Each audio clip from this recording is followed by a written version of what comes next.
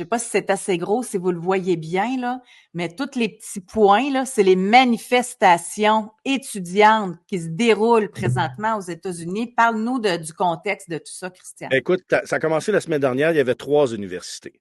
Ce sont des universités où les étudiants sont pro-Palestine et qui sont vraiment contre les autres étudiants qui sont juifs. Ils crient à l'abolition d'Israël parce qu'il y a un slogan qui est From the river to the sea. Ça veut dire à partir de la rivière jusqu'à la mer, on veut faire disparaître Israël. Israël est là entre la rivière et la mer. Donc, quand tu dis From the river to the sea, c'est un appel au génocide juif.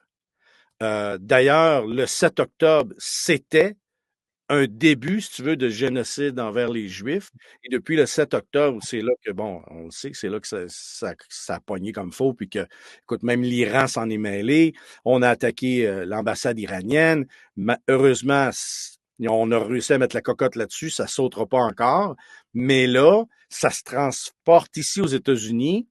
Puis je ne sais pas si tu te rappelles quand Donald Trump avait dit une, une, une, une citation qui avait dit mais il y a du bon monde des deux côtés. Quand il y avait eu des manifestations entre Black Lives Matter puis les radicaux blancs, puis il avait dit il y a du bon monde des deux côtés, ça l'a coulé. Tout le monde il en voulait d'avoir dit ça. Ben, Biden a dit la même chose la semaine dernière. Il a dit je veux vous compreniez, tu sais, je condamne ce qui se passe, mais je veux que vous compreniez qu'il y a des raisons pour lesquelles ils le font. Tu sais, c'est comme, OK, il y a du bon monde des deux côtés, c'est la même chose qu'il a dit, en fait. Il ménage. Oui. Il n'est pas capable. Il est pas capable de se prononcer puis de le dire que ça n'a pas d'allure parce qu'il ne veut pas perdre ce monde-là. Parce que les gens, présentement, qui sont dans ces manifestations-là, les gens qui manifestent et qui vont jusqu'à bloquer l'entrée aux universités aux étudiants juifs. Et en plus, il y a une occupation qui se fait. Ils ont mis des campements, sont arrivés avec des tentes et là, ils occupent les terrains des universités pour être là 24 heures sur 24 pour empêcher les Juifs de rentrer, ce qui est contre la loi, bien évidemment. Mais vu que c'est des démocrates qui s'apprêtent à aller voter au mois de novembre prochain, la Maison-Blanche ne veut pas s'en mêler. Ce qui a fait qu'on a vu sur la carte, il n'y en a plus juste 3, là. C'est partout. Ouais. Partout au Ouais. pays, c'est violent. Puis en plus, cette nuit, du côté de UCLA, l'Université de la Californie à Los Angeles, les Juifs ont dit ça va faire. On n'est pas capable d'être protégés par les forces de l'ordre, on va s'en occuper. Ils sont rentrés 200 puis ils ont défait le campement que les pro-palestiniens avaient établi. Ça sera pas beau, là.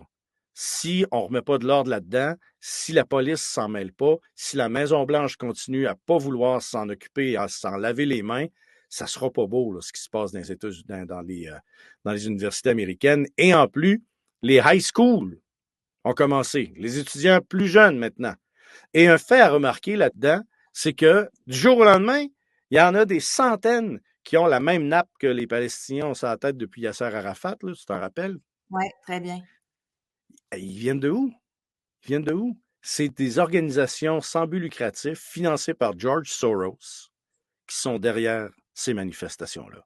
George Soros est un milliardaire hongrois juif.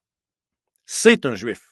Et il finance les manifestations anti-juifs dans les universités pour que le chaos s'installe.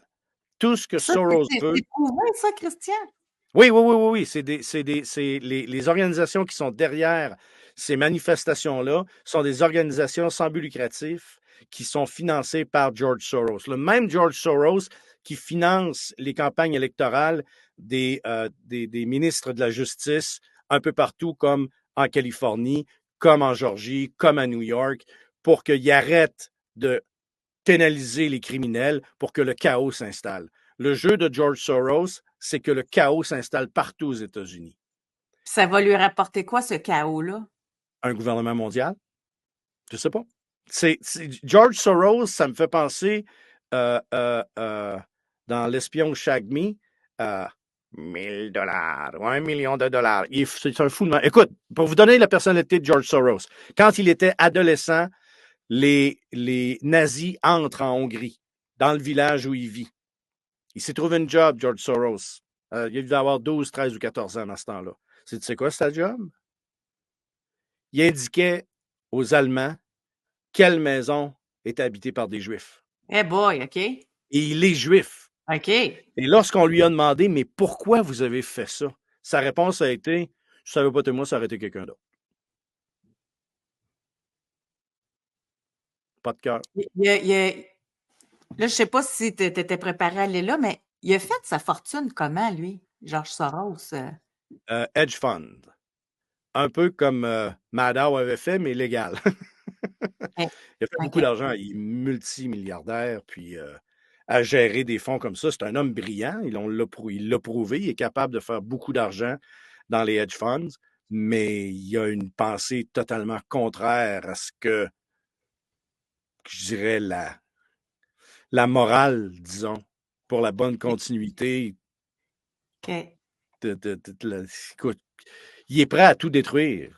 Et le but, comme je pourrais te dire, ton guess va être aussi bon que le mien. Il n'a jamais vraiment dit qu'est-ce qu'il cherchait.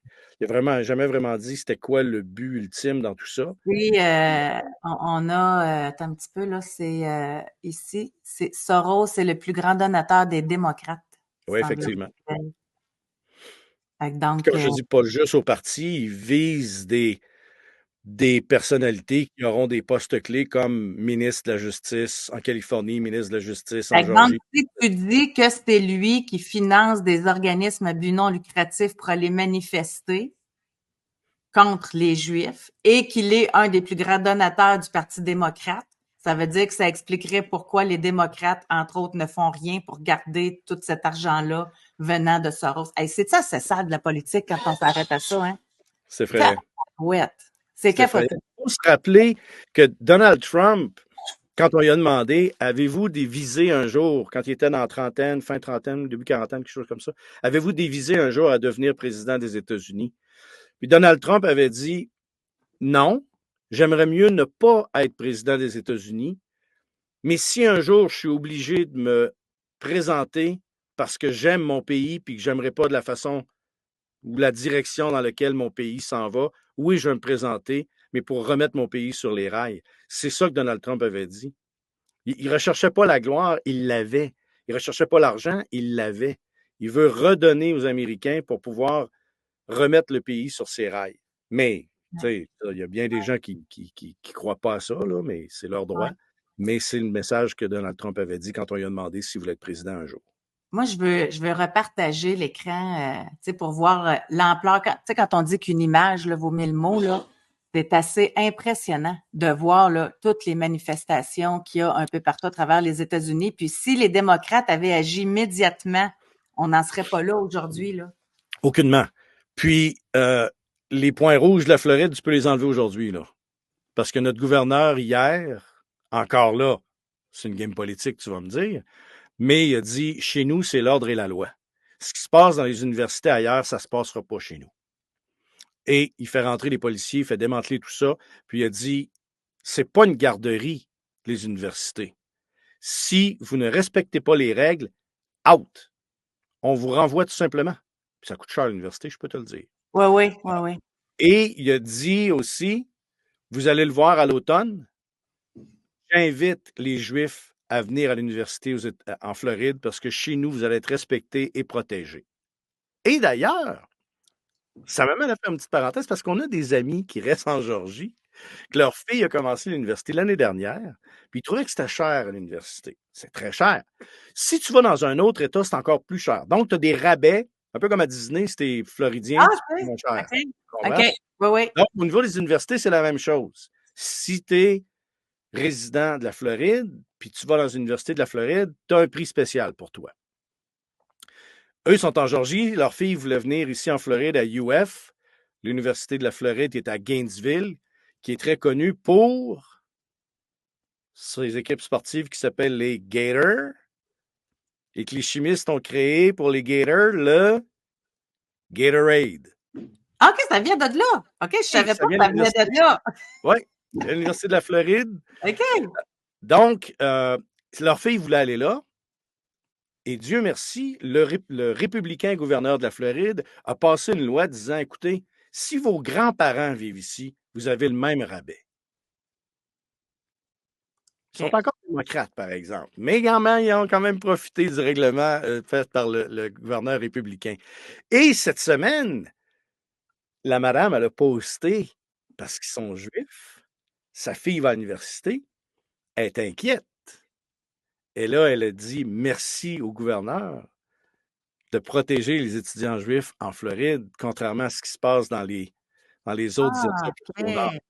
les autres États démocrates. Donc, il y a peut-être des gens qui vont se réveiller. C'est encore un geste politique de, du gouverneur de Santis, mais on ne peut pas lui reprocher de vouloir protéger les étudiants juifs. On ne peut pas lui reprocher de dire aux étudiants juifs, venez-vous en Floride, vous allez être protégés. C'est ce qui se passe présentement.